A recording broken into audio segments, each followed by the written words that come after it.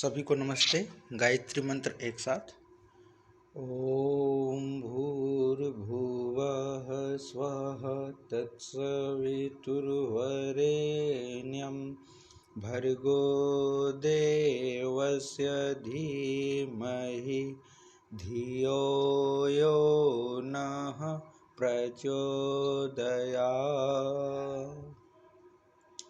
ॐ शान्ताकारं भुजगशयनं पद्मनाभं सुरेशं विश्वाधारं गगनसदृशं मेघवर्णं शुभांगं लक्ष्मीकान्तं कमलनयनं योगिभिर्ध्यानगम्यं वन्दे विष्णुं भवभयहरं सर्वलोकैकनाथम्।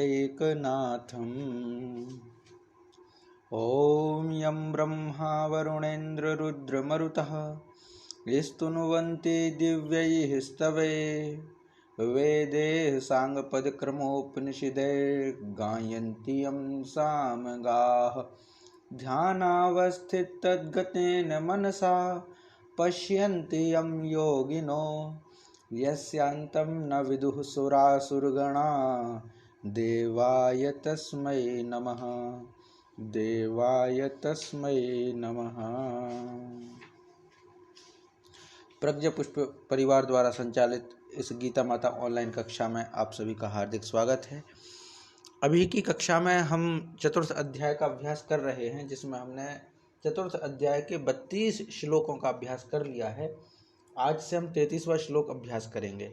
तो 32वें श्लोक को थोड़ा विषय से जुड़ते हुए हम आगे बढ़ेंगे। तो जो 32वां श्लोक था वह था एवं बहुविधा यज्ञा वितता ब्रह्मणो मुखे कर्म जान विद्धितान सर्वान् एवं ज्ञात्वा विमुक्षसे। एवं ज्ञात्वा विमुक्षसे। तो अब ये है कि एवं बहुविधा यज्ञाः, एवं अर्थात इस प्रकार, बहुविधा बहुत प्रकार के यज्ञाः यज्ञ, जैसे यज्ञ ऊपर बताए गए हैं, कर्म यज्ञ है, ज्ञान यज्ञ है, इंद्रियों का यज्ञ है, विभिन्न प्रकार के यज्ञों का प्रकरण चल रहा था। भगवान श्री कृष्ण ने बताया और उद्देश्य यही था कि यज्ञ को करके, यज्ञ का अर्थ परमार्थ, जहाँ पे हम स्वयं का अर्पण करते हैं, अंत में कह देते इदम न मम, यह मेरा नहीं है, इस भाव से हम जो करते हैं वह यज्ञ है। तो यह परमार्थ रूपी जो यज्ञ है यह बहुत प्रकार का होता है। और ये जो बहुत प्रकार का कैसे, तो कहा गया है कि ब्रह्मणो मुखे, ब्रह्मा के मुख से निकले गए जो वेद हैं। तो ब्रह्मणा मुखे अर्थात ब्रह्मणो मुखे का अर्थ है वेद, वेदवाणी। तो ब्रह्मणः मुखे अर्थात वेद की वाणी में वितताः कहे गए हैं।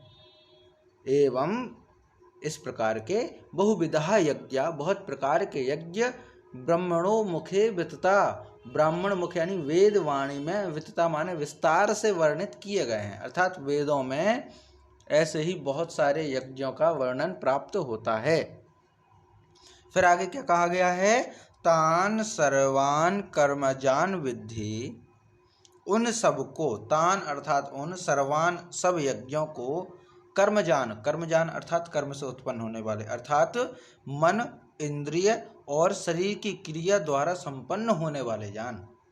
अर्थात वो सभी जो यज्ञ हैं जो वर्णित किए गए हैं वेदों में, वो सभी यज्ञ शरीर की इंद्रियां हैं, मन है, शरीर की क्रियाओं द्वारा ही संपन्न होने वाले हैं। अर्थात शरीर की क्रिया बहुत महत्वपूर्ण है, शरीर बहुत महत्वपूर्ण साधन है। एवं ज्ञात्वा, इस प्रकार तत्व से इसको जान करके, अनुष्ठान के द्वारा, कर्मों से, विमुक्षसे, एवं ज्ञात्वा विमुक्षसे, इस प्रकार जान करके तू मुक्त हो जाएगा। किससे? कर्म के बंधन से। कैसा जान करके? कि ये यज्ञ किस प्रकार होते हैं, कर्म के विज्ञान को जान करके। अर्थात कर्मजन्य जो यज्ञ हैं, यज्ञ का अर्थ जहाँ पे हमारा स्वयं का बोध खत्म हो जाए, हमारा स्वयं का अर्पण खत्म हो जाए, हम स्वयं के कार्यों को अर्पण कर दें, वस्तुओं को अर्पण कर दें। जब अर्पण कर देते हैं तो उस पर फिर हमारा अधिकार नहीं होता। जब अर्पण कर देते हैं कोई चीज ईश्वर के चरणों में तो उस पर हमारा क्या अधिकार। जब हमने अपने कर्मों को ईश्वर के लिए समर्पित कर दिया अर्थात परमार्थ में कर दिया अर्थात निष्काम भाव से किया, तो वहां पर फिर हमारा कोई अर्थ कोई अधिकार नहीं रह जाता। हमारे यहाँ पर एक परंपरा है, पता नहीं पूरे देश में तो नहीं है, कुछ सांस्कृतिक परंपराएं होती हैं। तो हमारे यहाँ पर परंपरा है, शायद आपके यहाँ पर भी हो, कि बेटियों का कन्यादान होता है, कन्यादान की परंपरा है। तो कन्या जब दान हो गई तो फिर कन्या के यहाँ पर भोजन नहीं करते। अब तो खैर परंपरा टूट गई, प्राचीन काल में बहुत ज़्यादा थी। मतलब प्राचीन काल से मतलब अभी ज़्यादा प्राचीन भी नहीं, 10-20 साल, अभी भी बहुत सारे लोग हैं, माने हमारे नाना जी दादाजी की उम्र के जो लोग हैं उनके यहाँ पर वो अभी भी ये मान्यता है कि बेटी के यहाँ पर खाना नहीं खाएंगे, पानी नहीं पिएंगे। कारण यह है कि इसको हमने दान कर दिया और दान की वस्तु को भोगा नहीं जाता, दान की वस्तुओं को उपयोग में नहीं लाया जाता। जो हमने दान कर दिया वो कर दिया, ये परंपरा थी। अब तो खैर टूट गया बहुत ज़्यादा। उस समय यहाँ से एक गांव से दूसरे गांव जाने में भले कितना ही टाइम लगे तो अपना आटा बांध के ले जाते थे, अपना बनाएंगे खाएंगे, बेटी के यहाँ पर बैठेंगे, सब कुछ होगा, पानी नहीं पिएंगे, पानी कहीं और से पिएंगे, ये परंपराएं थीं। तो भाव यही था कि जो वस्तु हमने अर्पित कर दी, जो वस्तु हमने दान कर दी, उसमें अपना अधिकार नहीं जताना। वही बेटी अगर घर पे है तो उससे खाना भी बनवाएंगे, वो काम भी करवाएंगे, माँ काम सिखाएगी उसको। लेकिन जब वो दान कर दी तो जिस क्षण से दान कर दी उस पर हमारा अधिकार नहीं। अपनी ही बेटी कब आएगी कब नहीं आएगी ये उसके ससुराल वाले या उसका पति तय करेंगे, क्योंकि हमने उनको दान कर दिया। ये कन्यादान की परंपरा हमारे समाज में प्रचलित थी। तो भाव यहाँ पे यही है, विषय यहाँ पे जुड़ने वाला यही है कि जब हमने अपना सब कुछ अर्पण कर ही दिया, हमने अपने कर्म ईश्वर को समर्पित कर दिए, निष्काम कर्म हो गए, कर्म के प्रति जो फल मिलता है उस फल के प्रति हमारी कोई आशा नहीं है। इस प्रकार अगर हम हो जाएंगे तो हम इस कर्म के बंधन से मुक्त हो जाएंगे। यानी अर्जुन तो इस कर्मों के बंधन से मुक्त हो जाएगा, ये भगवान श्री कृष्ण ने कहा है। अब आगे जो ये अगला श्लोक है, तो अभी इससे पहले द्रव्य यज्ञ और ज्ञान यज्ञ की विशेषता बतलाई गई थी। द्रव्य यज्ञ अर्थात भौतिक संसाधनों के द्वारा किया जाने वाला यज्ञ द्रव्य यज्ञ के अंतर्गत माना गया है। जैसे जो भौतिक जगत है, जो दिखाई देता है, उनके लिए परमार्थ में अर्पित कर देना। तो द्रव्य में तो ये सब होता है जो हम उपयोग करते हैं, उपयोग की सामग्री, जिसमें धन भी आ जाता है, अन्न भी आ जाता है। कोई भंडारा होता है तो उसमें हम दान करते हैं, घी, तेल, शक्कर, सब्जियां, घर की कुछ वस्तुएं किसी को दान कर देना, कोई वस्त्र दान करते हैं, कोई अन्न दान करता है। संक्रांति आती है तो संक्रांति पर भी खिचड़ी दान की परंपरा है, दान की परंपरा है। तो वो तो द्रव्य यज्ञ है। दूसरा फिर इसने सामाजिक परिदृश्य से ये भी देखते हैं कि कहीं धर्मशाला बनवा दी, कहीं कुआं खुदवा दिया, कहीं बावड़ियाँ बनवा दी, ये समाज उपयोगी काम, तो वो भी एक दान के रूप में आता है या यज्ञ के रूप में आता है कि हमने अपने द्रव्यों को दूसरों के सेवा के लिए, दूसरों के उपयोग के लिए, परमार्थ के लिए हमने लगाया, ये भी एक यज्ञ है। अर्थात द्रव्यों के द्वारा किया जाने वाला यज्ञ द्रव्य यज्ञ। और दूसरा फिर ज्ञान यज्ञ है। ज्ञान यज्ञ का अभिप्राय स्वयं को समझ करके, ईश्वर के ज्ञान को समझ करके दूसरों को प्रेरित करना कि आप भी समझो, माने स्वयं इस बंधन से मुक्त होने का प्रयास करें और दूसरों को भी कराएं, ये ज्ञान है। अर्थात स्वयं के ज्ञान को जाने कि हम कौन हैं, हमारा उद्देश्य क्या है। हमें केवल शरीर नहीं है, हमारा इस संसार से सिर्फ इसी जन्म का नाता, पर परमेश्वर से तो जन्मों जन्म का नाता है। ये स्वयं जानना और दूसरे को वो जान सके, वो इस बंधनों से मुक्त हो सके, वो दुख से मुक्त हो सके, इस संसार से मुक्त हो सके, इसके लिए प्रयास करना वो ज्ञान यज्ञ है। तो ये अब इसमें कहा गया है। अब दोनों की बात हो गई, ज्ञान यज्ञ और श्रेष्ठ वो द्रव्य यज्ञ। तो अब ये कहा जाएगा कि श्रेयान द्रव्य मयात यज्ञात ज्ञान यज्ञ परम तप।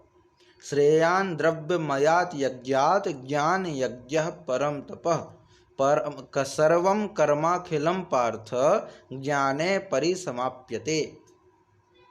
श्रेयान् द्रव्यमयात् यज्ञात्, श्रेयान् द्रव्यमयात् यज्ञात् ज्ञान यज्ञ परम तप। हे परंतप अर्जुन, परंतपा का संबोधन है अर्जुन के लिए कि हे परंतप अर्जुन, श्रेयान श्रेष्ठकर है कौन सा, द्रव्यमयात् यज्ञात् ज्ञान यज्ञ, द्रव्यमयात् यज्ञात् द्रव्यमय यज्ञ से ज्ञान यज्ञ श्रेयान, अर्थात द्रव्यों के यज्ञ से ज्ञान का यज्ञ ज्यादा श्रेष्ठ है।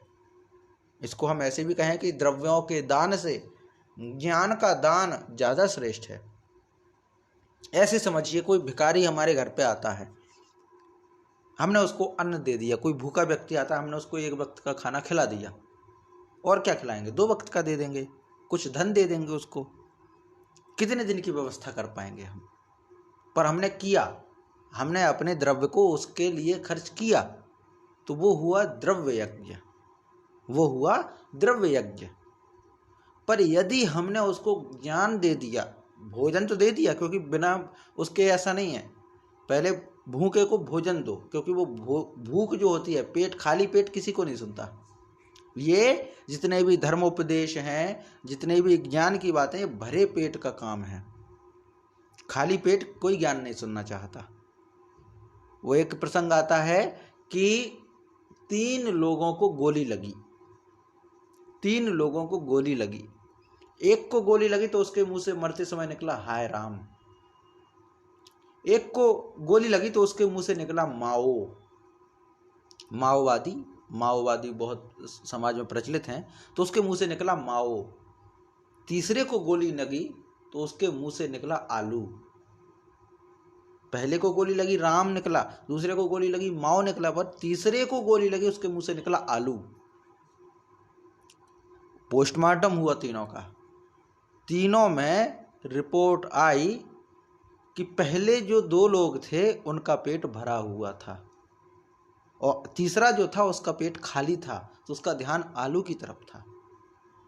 बहुत बड़ा स्पष्ट है कि पृथ्वी पर जिसका जन्म हुआ है, इस लोक में जो है, उसकी सबसे पहली आवश्यकता है अन्न, उसका पेट, उसका शरीर की प्राथमिक आवश्यकताएं। यही कारण है कि धर्मांतरण देश में हो रहा है। हम धर्मांतरण को तो रोकना चाहते हैं, पर जो अभावग्रस्त हैं उनके अभाव को दूर नहीं करना चाहते। हम उनको अपने साथ नहीं बिठाना चाहते।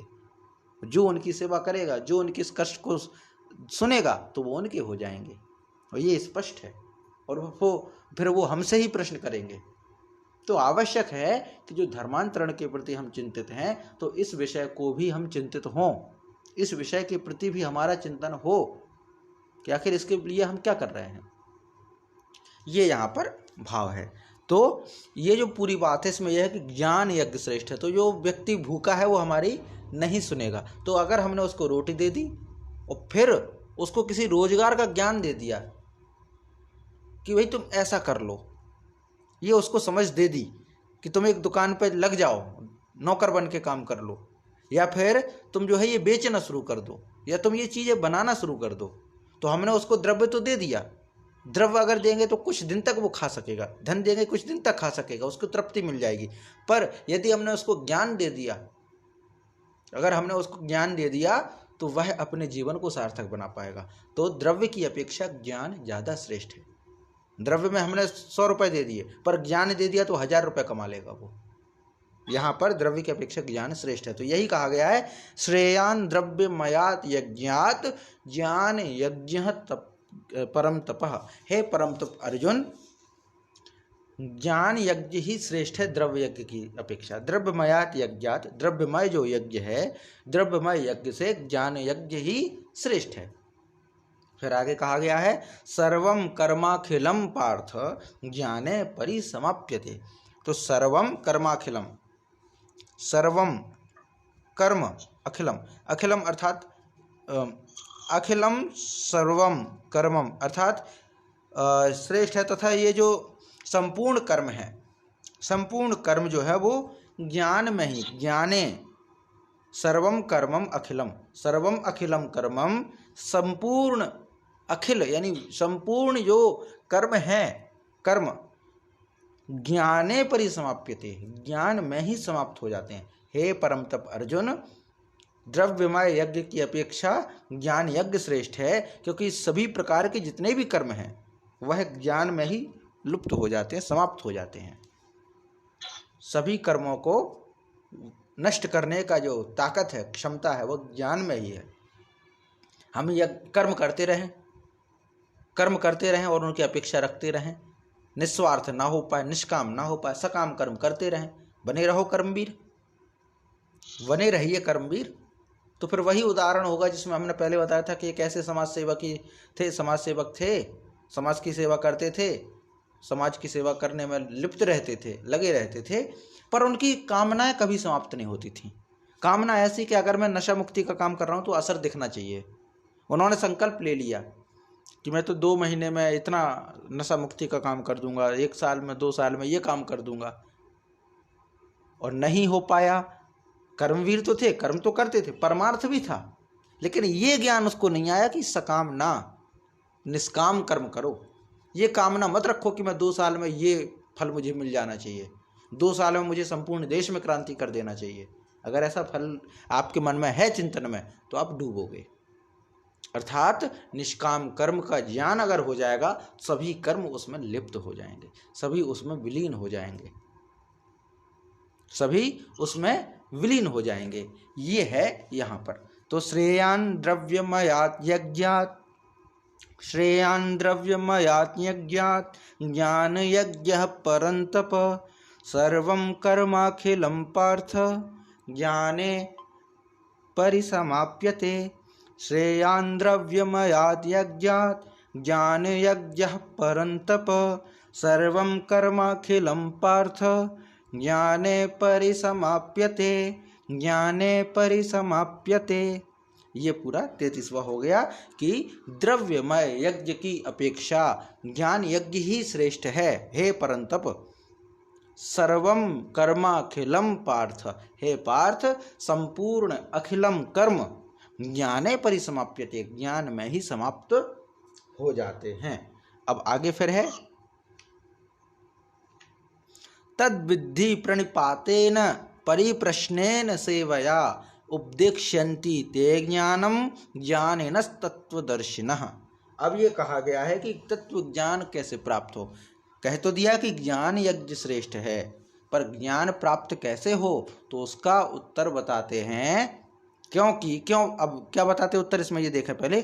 तत्विद्धि, विद्धि माने जानने के लिए, तत् माने उस ज्ञान को, तत्विद्धि उस ज्ञान को जानने के लिए, प्रणिपातेन, प्रणिपातेन तो बाद में है, सेवया, सेवया अर्थात सेवा करो। किसकी? ज्ञानिना, ज्ञानियों की। तत्वदर्शिनः ज्ञानिना, तत्वदर्शी ज्ञानियों की सेवया, सेवा करो। और जब सेवा हो जाएगा तो ज्ञानम उपदेक्ष्यन्ति, वो तुम्हें ज्ञान का उपदेश करेंगे। पर सेवया, सेवया कैसी सेवया, कैसी सेवा करें? तो प्रणिपातेन परिप्रश्नेन सेवया। प्रणिपातेन, प्रणिपातेन अर्थात दंडवत, प्रणिपात करना माने अपने आप को उनके चरणों में लिटा देना, दंडवत प्रणाम करना, ठीक। और परिप्रश्नेन सेवया, परिप्रश्नेन सेवया। अब यहाँ पे जो सेवया है, सेवया पद सेवा के द्वारा, तृतीय विभक्ति है, तो सेवा के द्वारा, सेवया। तो सेवा के द्वारा जो अर्थ है, इसका मतलब क्या? श्रद्धा भक्ति पूर्वक। सेवा किसको कहते हैं? तो श्रद्धा भक्ति पूर्वक महापुरुषों के पास निवास करना, उनकी आज्ञा का पालन करना, और सबसे बड़ी बात, उनके मानसिक भावों को समझकर, उनके मानसिक भावों को समझकर प्रत्येक प्रकार से, हर एक प्रकार से उनको सुख पहुंचाने की चेष्टा करना, ये उपदेश कहा, ये है सेवा। तो ये सेवा पर परिप्रश्नेन, परिप्रश्नेन माने प्रश्न का प्रश्न। ये जिन तत्वदर्शी ज्ञानियों के बीच में हम जाएंगे, श्रद्धा पूर्वक उनके चरणों में निवास करेंगे, और फिर हम उनसे प्रश्न करें, मैं कौन हूँ, मेरा इस जीवन में प्रयोजन क्या होना चाहिए, ज्ञान क्या होता है, ईश्वर क्या होता है, जो भी प्रश्न हो वह ज्ञानियों से प्रश्न करना, वो होता परिप्रश्नेन। सेवया, सेवा करना उनकी। प्रणिपातेन दंडवत होकर के, श्रद्धा युक्त होकर के, ज्ञानिनः तत्वदर्शिनः ज्ञानिनः तत्वदर्शी ज्ञानियों के पास जा और वहां पर ते ज्ञानम उपदेक्ष्यन्ति, तुझे ज्ञान का उपदेश करेंगे। तो ऐसा क्यों कह रहा है? अभी तक तो खुद ज्ञान दे रहे थे भगवान श्री कृष्ण, अब अर्जुन से ये क्यों कहा कि तुझे ज्ञानियों की शरण में जाना चाहिए? जब योगेश्वर श्री कृष्ण स्वयं उपदेश कर रहे हो तो उनसे बड़ा ज्ञानी और कौन हो सकता है, उनसे बड़ा तत्वदर्शी और कौन हो सकता है। पर कई बार होता है ना कि एक व्यक्ति की बात हमें समझ में नहीं आती तो हम दूसरे के पास भी सुनने को जाते हैं, तीसरे के पास भी उपदेश सुनते हैं। कई बार ऐसा भी होता है कि साहब वो हमारी तो सुनता नहीं, आप ही समझा के देख लो, हमारी तो सुनते नहीं, आप ही समझा के देख लो। यही कारण है, अब तो खैर प्रचलन थोड़ा कम हो गया, स्तर बढ़ गया।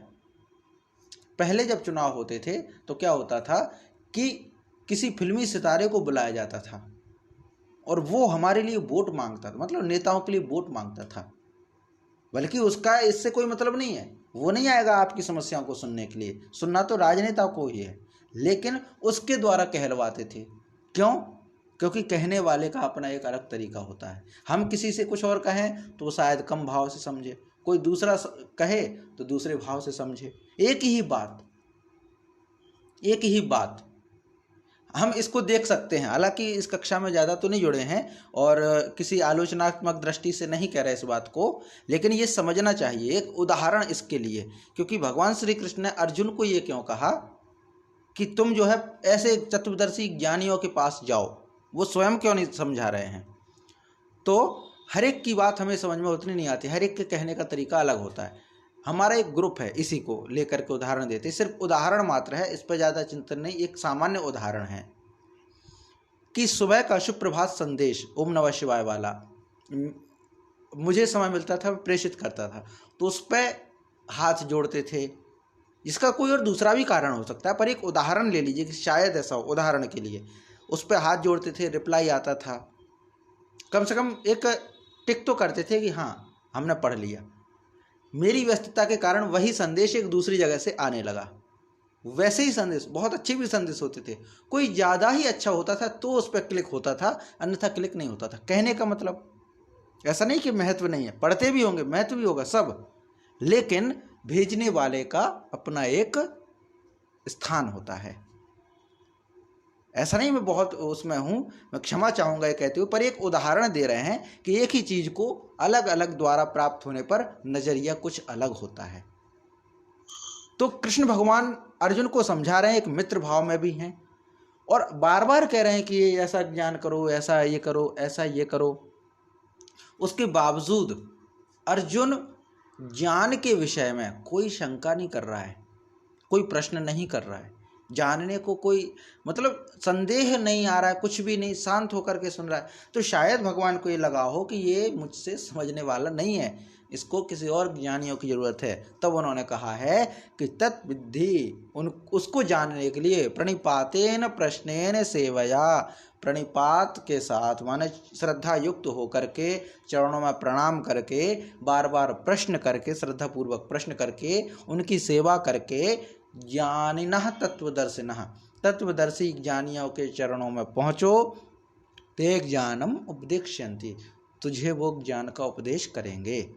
ये यहाँ पर कथन कहा है भगवान श्री कृष्ण ने अर्जुन के लिए कि उस ज्ञान को जानने के लिए तत्वदर्शी ज्ञानियों के पास जा, उनकी दंडवत प्रणाम कर, उनकी सेवा कर, छल कपट को छोड़ करके सरलता पूर्वक प्रश्न कर, वे परमात्म तत्व को भली भांति जानने वाले हैं, तुझे वो व्यक्ति ज्ञान का उपदेश करेंगे, तत्व ज्ञान का उपदेश करेंगे। ये भाव यहाँ पर है। तो तत्विद्धि प्रणिपातेन परिप्रश्नेन सेवया उपदेक्ष्यन्ति ते ज्ञानम ज्ञानिनस्तत्वदर्शिनः, तद्विद्धि प्रणिपातेन परिप्रश्नेन सेवया उपदेक्ष्यन्ति ते ज्ञानम ज्ञानिनस्तत्वदर्शिनः, ज्ञानिनस्तत्वदर्शिनः।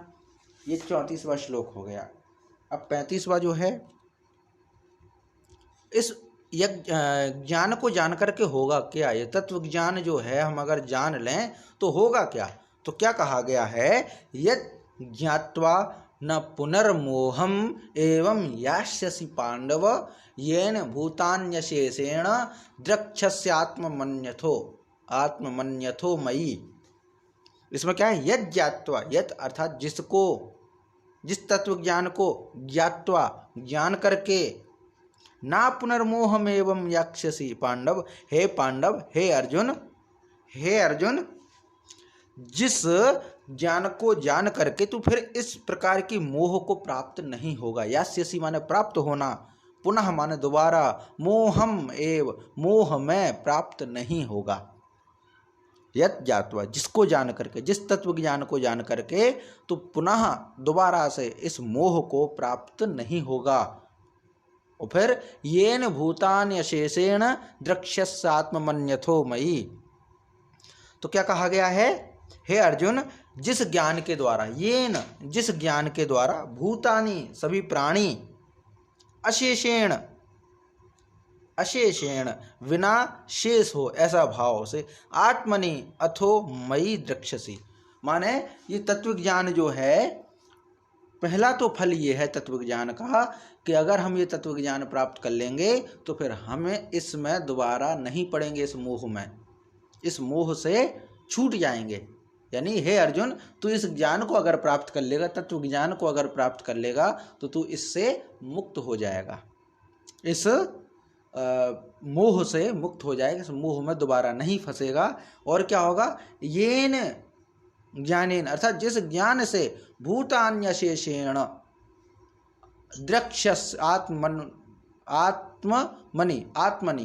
अथो मयि, अथ माने बाद में, मई माने मेरे में। तो पहले क्या है, येन अर्थात जिस ज्ञान से, द्रक्ष्यसि देखेगा, किनको, भूतानि द्रक्ष्यसि भूतों को देखेगा, आत्मनि अशेषेण, अशेषेण माने कुछ और शेष ना हो, आत्मनि भूतानि द्रक्ष्यसि स्वयं में ही सभी प्राणियों को देखेगा। जब ज्ञान प्राप्त हो जाएगा, ज्ञान प्राप्त हो जाएगा तो हम ये देखेंगे कि सब जगह मैं हूं और मुझ में ही सब हैं, सब में मैं हूं। दूसरे में स्वयं को देखना, दूसरे में स्वयं को देखना हो, जब हम देख पाएंगे तो क्या होगा, आत्मना प्रतिकूलानि परेशान न समाचरित। जब हम ये जान जाएंगे कि मैं ही सब में हूँ, सब मुझ में है, तो फिर जो हमें प्रतिकूल व्यवहार लगता है वह हम दूसरों के साथ नहीं करेंगे। जितना दर्द हमारी उंगली कटने पे होता है उतना ही दर्द हमें दूसरे की उंगली कटने पर भी दिखने लगेगा, आभास हो जाएगा। तो ये ज्ञान जब हो जाएगा तो हम स्वयं में ही दूसरों को और दूसरों को स्वयं में, अर्थात स्वयं को ही देखेंगे। हर जगह, हर जगह हमें स्वयं का ही चित्र दिखेगा, हर जगह हमें स्वयं, दूसरे की पीड़ा में स्वयं की पीड़ा दिखेगी, माने हम ही हम दिखेंगे हर जगह, जब ये ज्ञान प्राप्त हो जाएगा। कैसे, तो जैसे इसका उदाहरण ये दिया गया है कुछ ग्रंथों में कि जैसे कोई व्यक्ति स्वप्न में है, अकेले कमरे में सो रहा है, स्वप्न आ रहा है, और स्वप्न आ रहा है जिसमें उसके बहुत सारे मित्र हैं, उस स्वप्न में उसको दिखाई दे रहे हैं। उस स्वप्न में दिख रहा है कि ये यहाँ पे खड़ा है, यहाँ पे खड़ा है, ये है, यहाँ पे मैं ऐसी बातें कर रहा हूँ, यहाँ पर मैं ऐसी बातें कर रहा हूँ। स्वप्न में देख रहा है, स्वप्न माने संसार में देख रहा है। लेकिन जैसे ही उसको तत्व ज्ञान हुआ और वह स्वप्न से जागा, तो अकेले कमरे में था, तो स्वप्न से जब जागा तो क्या देखता है कि इस कमरे में कोई और तो है ही नहीं, मैं ही हूं अकेला। तो जब व्यक्ति को तत्वज्ञान प्राप्त हो जाए तो उसको ये लगेगा कि मैं ही हूं हर जगह, हर प्राणी में मैं हूं। माने एक फीलिंग आने लगती है कि हर जगह किसी को कष्ट हो रहा है तो हमें तकलीफ होने लगती है कि अरे बहुत कष्ट हो गया। चींटी भी मर जाती है तो तकलीफ होती है, चींटी भी मर जाती है तो कष्ट होता है। क्यों? क्योंकि हमें उसके दर्द का आभास होने लगता है, उसमें भी हम स्वयं को ही देखते हैं। ये कैसे संभव होगा? तत्व ज्ञान से, क्योंकि तत्व ज्ञान बता देगा कि तुम में और उस चींटी में कोई अंतर नहीं है, तुम में और उस चींटी में कोई अंतर नहीं है। तो ये जानने लगोगे, और जब ये जानने लगोगे कि सब कुछ तुम में ही है, स्वयं को ही देखोगे, हर प्राणी में स्वयं के अलावा कोई दूसरा तत्व दिखेगा ही नहीं। और जब ये हो जाएगा तो फिर बाद में वो सभी प्राणी मई अर्थात मुझ में दिखाई देंगे। अथो अर्थात बाद में वो सभी प्राणी मई माने मुझ में दृक्ष्यसि देखेगा। तो जिस ज्ञान को जान करके हम मोह में नहीं फंसेंगे, हे पांडव, हे अर्जुन, जिस ज्ञान को जान लेने से तुम दोबारा किसी मोह में नहीं फंसोगे और जिस ज्ञान के द्वारा तुम इस संसार में स्वयं को ही देखोगे और बाद में मुझ में ही सब कुछ दिखाई देगा, मुझ सच्चिदानंद परमेश्वर में ही सब कुछ दिखाई देगा। तू स्वयं को भी मुझ में ही देखेगा, संपूर्ण जगत को मुझ में देखेगा।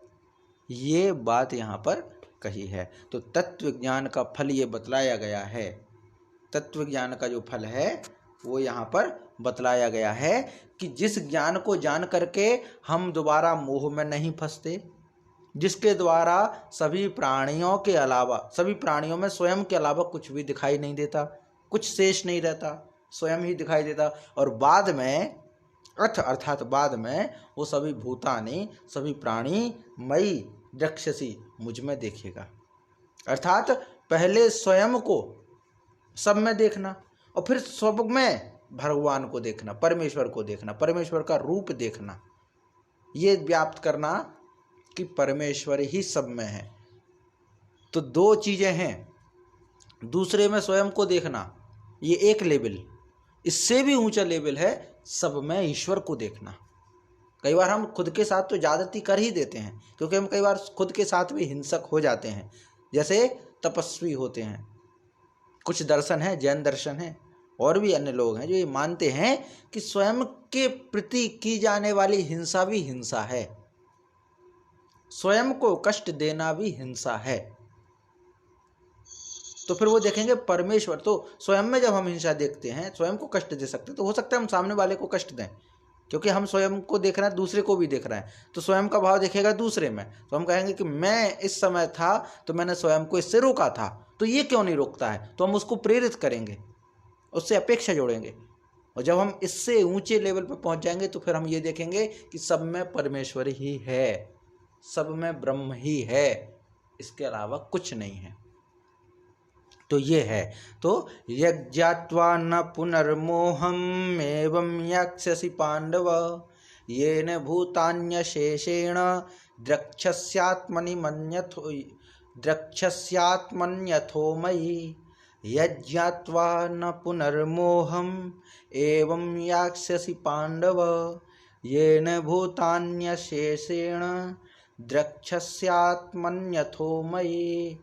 द्रक्ष्यस्यात्मन्यथो मयि। यज्ञात्वा न पुनर्मोहम एवं यास्यसि पांडव येन भूतान्यशेषेण द्रक्ष्यस्यात्मन्यथो मयि। ये 35वां श्लोक है।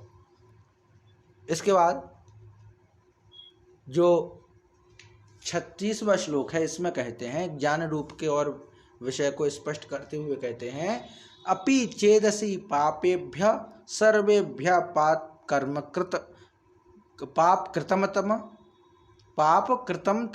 कृतम तमः सर्वं ज्ञान प्लवेनेव ब्रजिनम संतरिष्यसि। तो अब इसका मतलब क्या है? अपि चेदसि पापेभ्य सर्वेभ्य पापकृतमः सर्वं ज्ञान प्लवेनेव ब्रजिनम संतरिष्यसि। तो इसका मतलब है, चेत यदि सर्वेभ्य सब पापेभ्य पापियों से अपि भी पापकृतमः अधिक पापी है।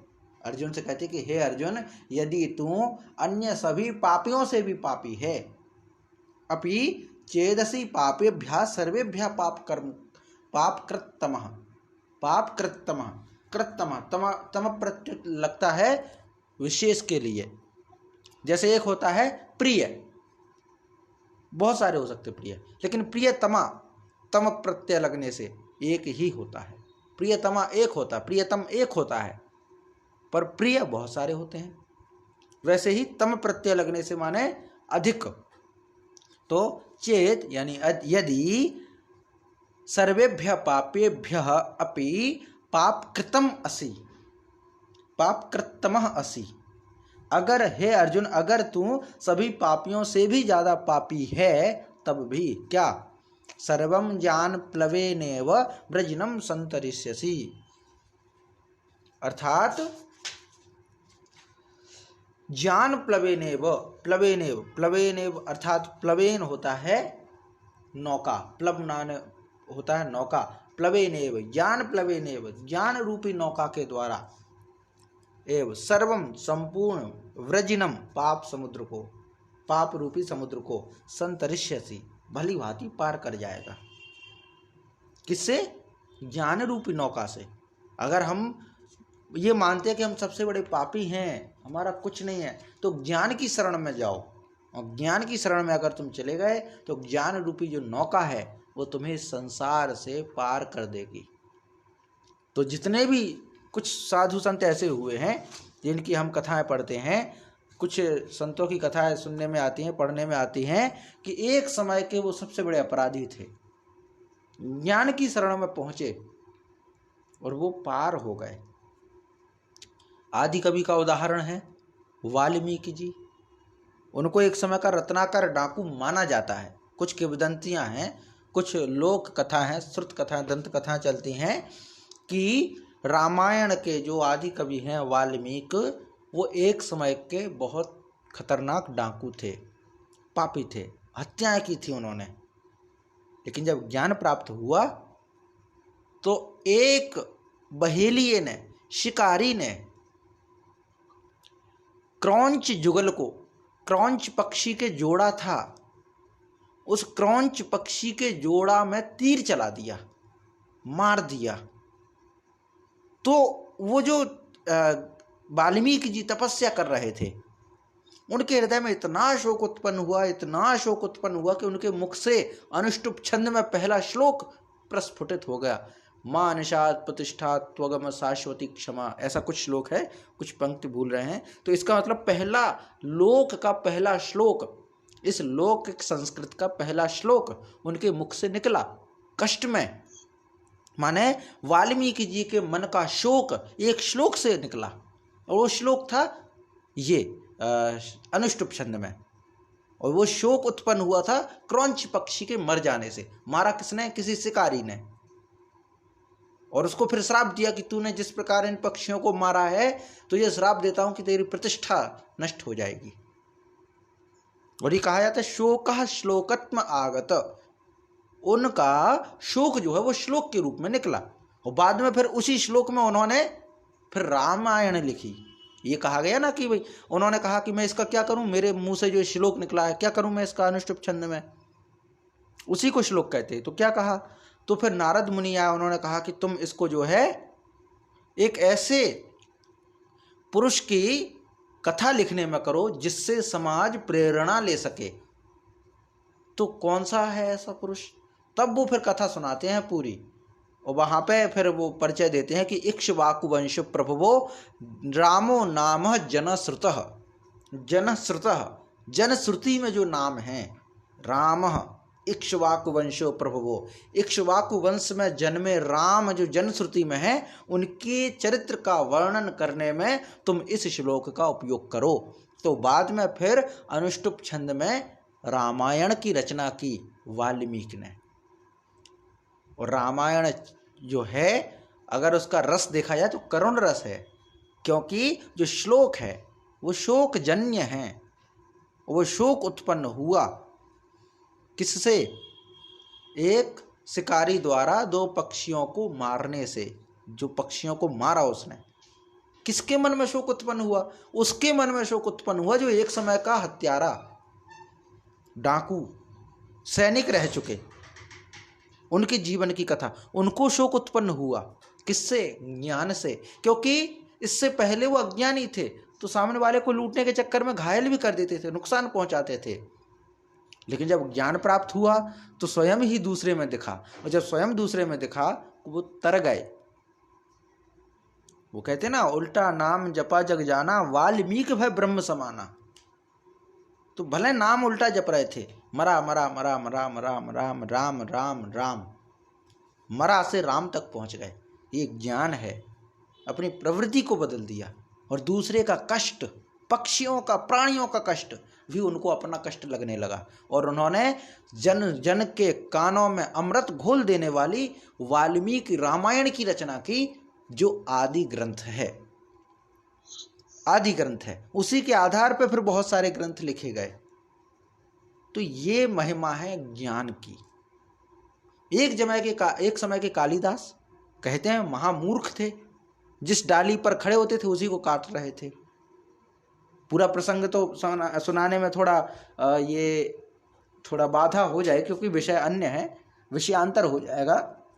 पर ये तो हम जानते हैं कि कालिदास जो एक समय के मूर्ख थे, वो संस्कृत के महाकवि बने और बहुत सारे ग्रंथों को लिखा। उनकी पत्नी ने, थोड़ा संक्षेप में बताते, उनकी पत्नी ने धक्का देके निकाल दिया था। बाद में जब वो आए तपस्या करके, दरवाजा खटखटाया तो पत्नी पूछती है, अब वो कहते खोलिए, तो आवाज निकलती अंदर से आती है कि अस्ति कश्चित वाग विशेष। उनकी पत्नी कहती है कि कोई जानी पहचानी आवाज लगती है, अस्ति यानी है, कश्चित कोई, वाग विशेष कोई वाणी विशेष लगती है मुझे। तो ये उनके मुंह से ये निकला, अस्ति कश्चित वाग विशेष, 3 शब्द, अस्ति कश्चित वाग विशेष। कालिदास ने ये सुन लिए और तीनों शब्दों पर 3 महाकाव्य लिख दिए। अस्ति उत्तरस्य हिमालय, ऐसा कुछ है, वो कुमार संभवम लिख दिया उस पर शुरुआत करके। और कश्चित कांता विरह गुरुणाम स्वाधिकारात् पिमत्तः, इससे लिख दिया उन्होंने मेघदूत। वाग विशेष, वागार्था विव संप्रक्तो वागार्था प्रतिपत्तये, इससे लिख दिया उन्होंने रघुवंशम। इतने महाकवि हो गए। पहले एक समय के मूर्ख थे। तो ज्ञान की शरण व्यक्ति को इस पाप से मुक्त कराने में, इस पाप रूपी सागर से पार कराने में एकमात्र नौका ज्ञान है। ज्ञान जब प्राप्त हो जाएगा तो पापी से पापी व्यक्ति भी सिद्ध पुरुष बनकर के पाप से मुक्त हो जाएगा। इसीलिए ये पाप, एक ज्ञान की जो महिमा है यहाँ पर बतलाई गई है। ये कहा गया है कि अपि चेदसि पापेभ्य सर्वेभ्यः पापकृत्तमः सर्वं ज्ञानप्लवेनेव ब्रजिनं सन्तरिष्यसि, ब्रजिनं सन्तरिष्यसि। अपि चेदसि पापेभ्यः सर्वेभ्यः पापकृत्तमः सर्वं ज्ञानप्लवेनेव व्रजिनं सन्तरिष्यसि, व्रजिनं सन्तरिष्यसि। ये 36वां श्लोक होता है। अब 37वां जो श्लोक है, एक ही और होगा, तो 37वां जो श्लोक है, और क्या बताते इसके विषय में कि यथेधांसि समिद्धोऽग्निर्भस्मसात् कुरुतेऽर्जुन ज्ञानाग्नि सर्वकर्माणि भस्मसात् कुरुते तथा। तो कहा गया यथा अर्थात जैसे, एधांसि ईंधन को, जिस प्रकार, ईधांसि, एधांसि माने ईंधन को, समिद्ध प्रज्वलित अग्नि, अग्नि प्रज्वलित अग्नि, एधांसि जिस प्रकार प्रज्वलित अग्नि ईंधन को भस्मसात् कुरुते, भस्म कर देती है। हे अर्जुन, हे अर्जुन, जिस प्रकार प्रज्वलित अग्नि ईंधन को भस्म कर देती है, तथा वैसे ही ज्ञानाग्नि, ज्ञान रूपी जो अग्नि है, सर्व कर्माणि भस्मसात् कुरुते, सभी कर्मों को भस्म कर देती है। ये है, जिस प्रकार प्रज्वलित अग्नि ईंधन को भस्म कर देती है, वैसे ही ज्ञान अग्नि सभी कर्मों को भस्म कर देती है। ये कहा है। यथा अर्थात जैसे, एधांसि अर्थात ईंधन को, समिद्धो अग्निर प्रज्वलित अग्नि भस्मसात्, भस्म कुरुते कर देती है, संपूर्ण भस्म कर देती है, तथा वैसे ही ज्ञानाग्नि, ज्ञान रूपी जो अग्नि है, सर्व कर्माणि सभी कर्मों को भस्मसात् कुरुते, भस्म कर देती है, तथा अर्थात वैसे ही। तो ये पूरा भाव हो जाएगा। यही है कि जिस प्रकार, हे अर्जुन, जिस प्रकार प्रज्वलित अग्नि, जलने वाली जो अग्नि है, वह ईंधन को समाप्त कर देती, भस्म कर देती है, वैसे ही ज्ञान अग्नि जो है हमारे सभी संपूर्ण कर्मों को काट देती है, सभी संपूर्ण कर्मों को जला देती है, कर्मों के फल को जला देती है। जला देने से अर्थात ऐसा नहीं कि कर्मों का फल मिलता नहीं है, कि पहले वो कहते ना, 100 चूहे खाके बिल्ली हज करने को चली, उदाहरण है ना, मुहावरा कहा जाता है। पहले तो दम से पाप कर लो, लूट लो, जेब भर लो, फिर भंडारा करवा देंगे। पहले तो अत्याचार कर लो, हिंसा कर लो, मांस खा लो, ये सब कर लो, अंत में फिर जो है गंगा जी स्नान कर लेंगे, हो जाएगा काम। तो ये जो सोचने वाले हैं, ऐसा नहीं है। ज्ञान अग्नि जो है वह हमारे कर्मों को समाप्त करती है, कर्मों को जला के नाश करती है।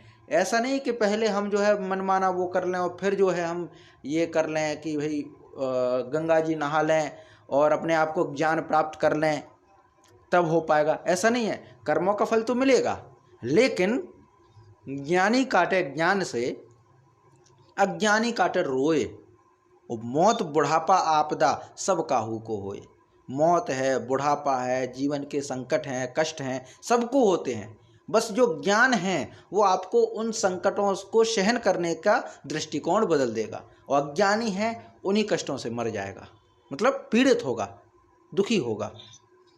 तो इसीलिए ज्ञान को श्रेष्ठ बताया है, इसीलिए ज्ञान यज्ञ को श्रेष्ठ बताया है। इसीलिए अर्जुन को कहते हैं कि तू पहले ज्ञानी बनो फिर कर्म कर। ज्ञानी बन के भी कर्म को मत छोड़, ज्ञानी बनो कर्म कर, पर ज्ञान को पहले समझ, ज्ञान यज्ञ को समझ, तत्व दर्शन कर, तत्वदर्शी बन, तत्वदर्शी ज्ञानियों की शरण में पहुंच। तो बार बार के उदाहरण दे करके अर्जुन को तैयार कर रहे हैं कि पहले ज्ञान तो समझ, फिर युद्ध के कर्म में प्रवृत्त हो। ये हम भूलें ना कि अर्जुन युद्ध के मैदान में खड़े हैं, दोनों सेनाओं के बीच में खड़े हैं। तो अर्जुन को यही कह रहे हैं कि ये जो ज्ञान यज्ञ है वैसे ही तेरे कर्मों को नाश कर देगी जला करके, जैसे ये जो प्रज्वलित अग्नि होती है वो ईंधन को समाप्त कर देती है। अर्थात जैसे प्रज्वलित अग्नि ईंधन को भस्म कर देती है, वैसे ही ज्ञान रूपी अग्नि तेरे सभी कर्मों को भस्म कर देगी। ये अर्जुन को भगवान श्री कृष्ण उपदेश करते हैं। अर्थात अर्जुन को बार बार प्रेरित कर रहे हैं, प्रवृत्त कर रहे हैं कि तू पहले ज्ञान तो समझ कि पितामह कौन है, ये दुर्योधन कौन है, ये यहाँ के जो हमारे पांडव भाई हैं ये कौन हैं, इनसे हमारा क्या रिश्ता है, शरीर क्या होता है, आत्मा क्या होता है, परमेश्वर क्या होता है, जन्म जन्मांतर की यात्रा क्या है, पहले इसको समझ फिर कर्म कर। क्योंकि ज्ञान जो है वो सभी प्रकार के पापों को काटने में वो है मदद करता है, भोगने में मदद करता है ज्ञान। पर कर्म तो जो है करना है, कर्म करेंगे तो फल मिलेगा ही। और फल के प्रति अगर आप निष्प्रह हो गए तो फल फिर आपको कष्ट नहीं देगा, फल तो मिलेगा, पर अगर आप उसकी चाह खत्म हो गई तो फल जो भी मिले वो आप फिर स्वीकार करोगे, वो फल फिर प्रसाद बन जाता है। तो ये यहाँ पर भाव है। तो यथे धांसि समिद्धोऽग्निर्भस्मसात् कुरुतेऽर्जुन ज्ञानाग्निः सर्वकर्माणि भस्मसात् कुरुते तथा। यथे धांसि समिद्धोऽग्निर्भस्मसात् कुरुतेऽर्जुन ज्ञानाग्निः सर्वकर्माणि भस्मसात् कुरुते तथा, भस्मसात् कुरुते तथा। तो ये पूरा ज्ञान यज्ञ के विषय में ये बात बतलाई गई है। तो आज लगता है इसको यहीं तक रखना चाहिए। आगे की कक्षा में हम आगे जो बचे हुए श्लोक हैं उसको करेंगे। तो एक और कक्षा होगी, उसके बाद हमारे चतुर्थ अध्याय संपूर्ण हो जाएगा। तो आज के इस विषय में कोई संदेह हो, कोई प्रश्न हो तो आप रख सकते हैं, बाकी आज की कक्षा में यहीं तक करेंगे। आज की कक्षा गुरुजी बहुत अच्छी हुई जी, बहुत अच्छा समझ आया जी, धन्यवाद। अच्छा लगा, धन्यवाद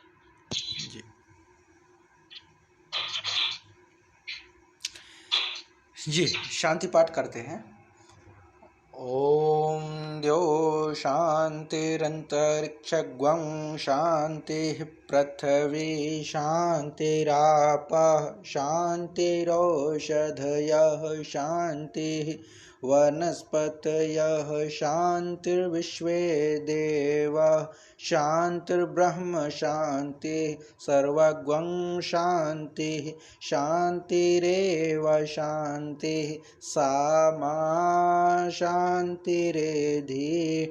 ओम शांति शांति शांति सर्वारिष्ट सुशांतिर्भवतु। जी सभी को नमस्ते।